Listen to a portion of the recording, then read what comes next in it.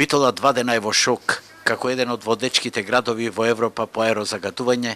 Од вчера доби на позајмица од јавното сообраќајно предпријатие Скопје 3 стари до половина век градски автобуси на 6 месеци со стандард Евро 0 и голема емисија на CO2.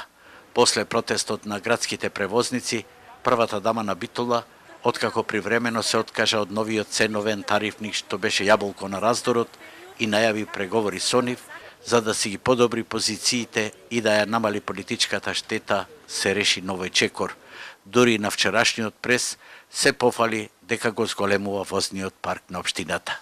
Добивме автобуси од ЈСП Скопје, со што во возниот парк на општина Битола имаме зголемен капацитет.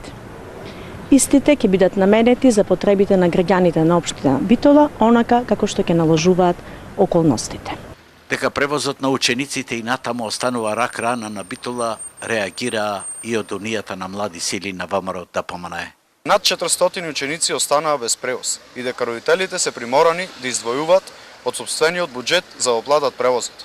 А за учениците кои отсуствуваат од часовите, поради необезбедениот превоз, се прави притисок врз професорите да не ги запишуваат за отсутни, со цел да не се прикаже реалната слика на лошото работење на ова локална самоуправа. Бидејќи главна тема на битолчани чаршијата се дотрајните автобуси на јавното сообраќајно предпријатие Скопје, за кои се вели дека се за музејски експонанти, консултиравме мислење на стручњаци од оваа област кои велат дека со овие автобуси не може да се врши меѓуопштински превоз на ученици, бидејќи не ги исполнуваат потребните стандарди и се со стандард Евро 0, а основен услов за ваков превоз е стандардот Евро 2 и поради големата емисија на CO2 веднаш треба да се исклучат од сообраќај.